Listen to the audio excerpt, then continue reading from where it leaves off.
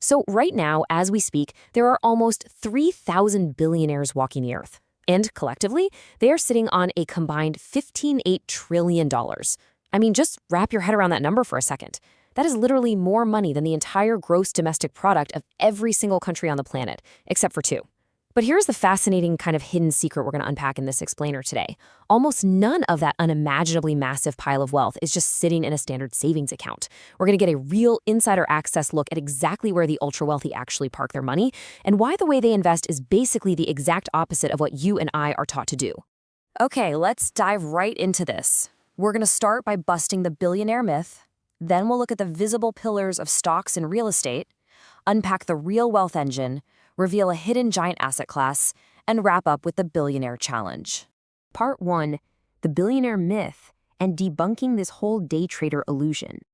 All right, let's start with the single biggest misconception out there. When you hear the words billionaire investor, your brain probably goes straight to a frantic eye, absolutely hyped up on caffeine, glued to a Bloomberg terminal, furiously day trading tech stocks, right? Well, that staggering $15.8 trillion figure represents a totally different approach to money. Billionaires simply do not get to that level by day trading. In fact, most of them didn't get rich through the stock market at all.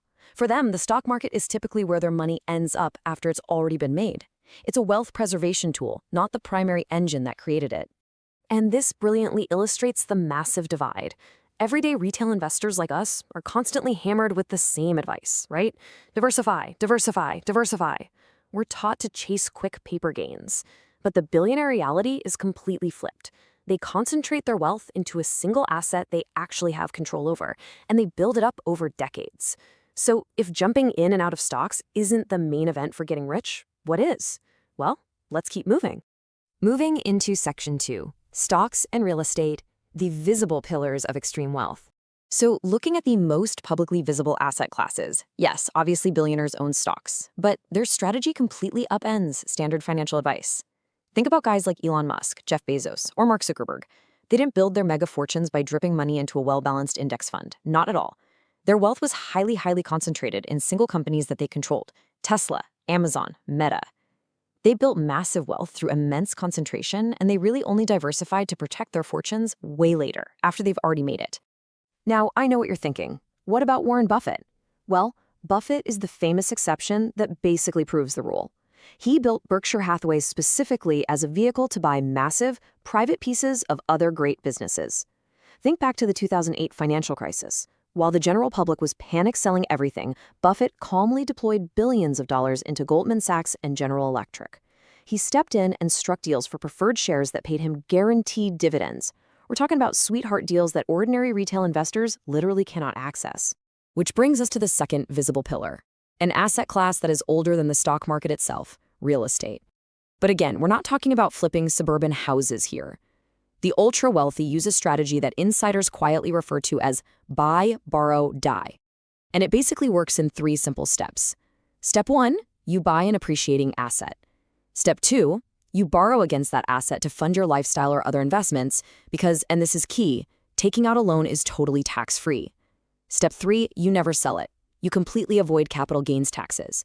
The final step is literally to die, passing that stepped-up asset to your heirs completely tax-free.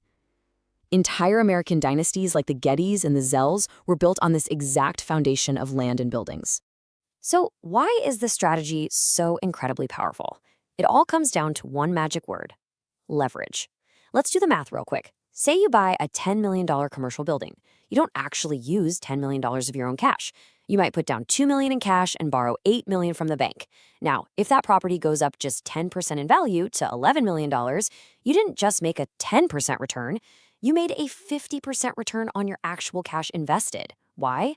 Because you only risked $2 million to control a massive $10 million asset. And honestly, during crashes like 2008, the billionaires who thrived weren't the ones who avoided real estate. They were the ones who already owned it outright, debt-free, and eagerly scooped up more properties on a massive discount while everyone else was forced to sell. Section 3. The real wealth engine, or why you cannot invest your way to $1 billion. Now, what's really interesting here is an uncomfortable truth. We've talked a lot about where the wealth goes, but how is it actually made in the first place? The hard reality is that you cannot simply invest your way to $1 billion on a regular salary. Just look at the data from 2025. In a single year, 196 brand new self-made billionaires were minted, adding a staggering $386.5 billion to global wealth. Almost half of them came from the US. And let me tell you, they didn't do it by maxing out their 401ks. Look, compound interest is real, it's powerful, for sure. But it is way too slow to build $1 billion in a single lifetime from a paycheck. These people created an asset that simply didn't exist before, a company, and they scaled it. I absolutely love this quote right here because it just perfectly captures that whole mindset shift. Think about it. If you own 20% of a company you built from absolute scratch and that company grows to be worth $5 billion, well, congratulations, you're a billionaire. You didn't guess the right ticker symbol on a trading app. You literally were the winning stock.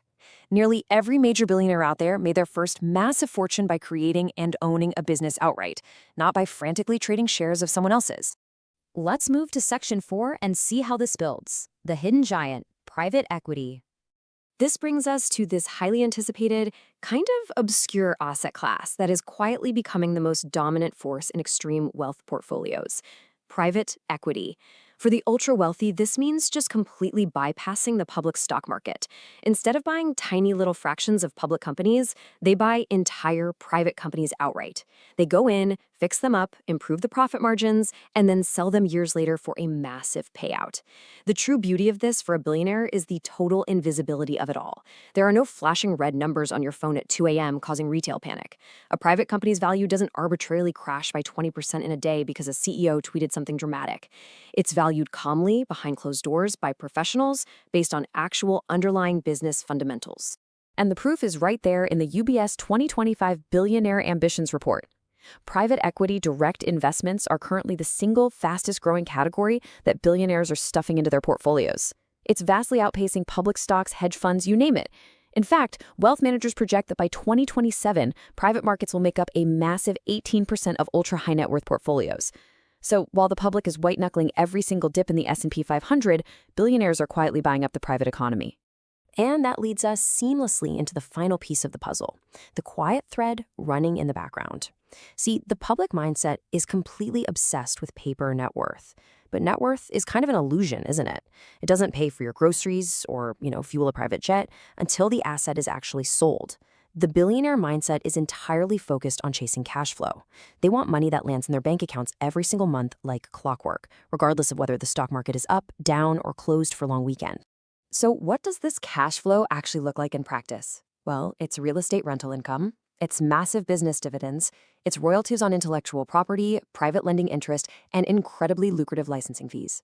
And get this, surveys show billionaires only keep about 5% of their portfolios strictly in private credit as a standalone category. Why is that so exceptionally low? Because cash flow isn't some separate bucket for them. It is fundamentally baked right into their real estate, their businesses, and their private equity stakes. Income generation is the glue deeply tying the whole shebang together. Section 5. The Billionaire Challenge, and the twist that keeps people out. So the crucial point is this. We've seen the whole pattern, right? You concentrate to build wealth, you diversify to protect it, you borrow against your assets to legally avoid taxes, and you focus relentlessly on cash flow. But what is actually keeping everyday people out of this system? It's not a lack of access. Regular people can start businesses, they can buy real estate, they can invest in cash-flowing assets. The real hidden barrier to entry? It's patience. Billionaires build this over decades. Just look at Warren Buffett's timeline here. He didn't officially hit billionaire status until he was 50 years old. Over 90% of his total wealth was generated after his 60th birthday. The system isn't a closed vault. It just requires decades of sheer discipline to let leverage and compounding do the incredibly heavy lifting. Which brings us to the end of this explainer, and I want to leave you with a direct, maybe even a little provocative challenge. You know the 5 pillars now: stocks, real estate, businesses, private equity, and cash-flowing assets. Billionaires did not get all 5 overnight. They picked one, they focused intensely, and they let it compound into all the rest. So here's my question for you. Which of these 5 assets will you take a real, tangible step toward owning this week? Not just researching, not just bookmarking another explainer, actually owning. It's time to change that mindset from what should I trade today to what asset can I own that pays me and grows at the exact same time. Thanks so much for joining me today, and I'll see you in the next explainer.